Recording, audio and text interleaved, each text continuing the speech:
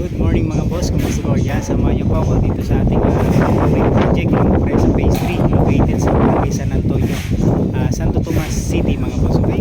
So bali Linea Model House Unit yung ating project dito mga boss. So tara mga boss, check it out natin. Let's go! So yun mga boss, nandito tayo ngayon sa second floor mga boss. So bali pinalagyan na natin ng hollow block dito yung ating streamline na roofing mga boss. Okay? So baklas lahat ng roof, papalitan natin ng color roof long span. So isang bagsak na siya mga boss, walang putol. Okay, so ngayon pinatansiyan na natin dalawang patong sa likod, tatlong patong sa harap mga boss.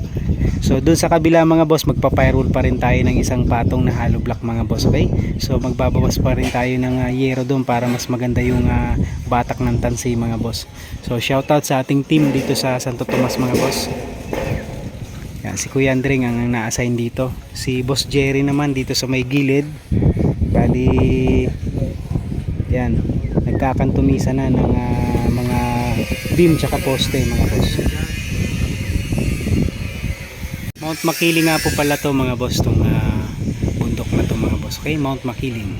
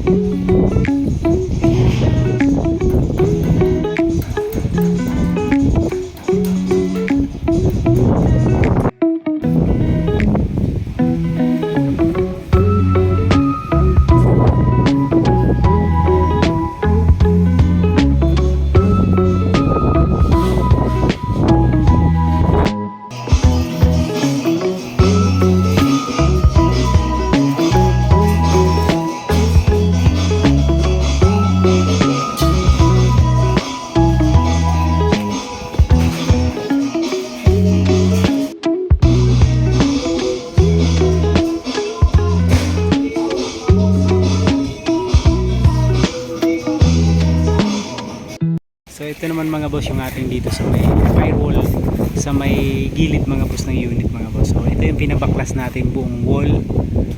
Okay, so ngayon plastering ng bago mga boss. So first ginawa ni Kuya Polinario, rebukada muna mga boss. Okay, so pitik-pitik lang muna, tapos kinaumagahan yung finishing ng plaster mga boss. So hindi na natin to pinakinis kasi apply tayo ng waterproofing para kapit na kapit yung waterproofing. So pinapabasa ko kay Boss JR para maganda yung curing film.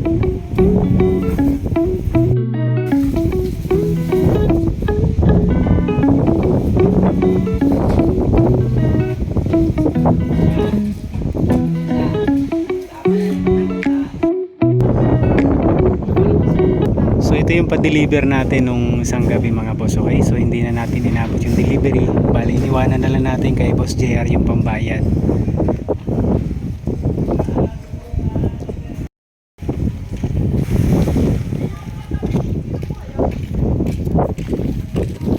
Babad mo na yung Kuya Dan para lumambot, proceed kasi yon.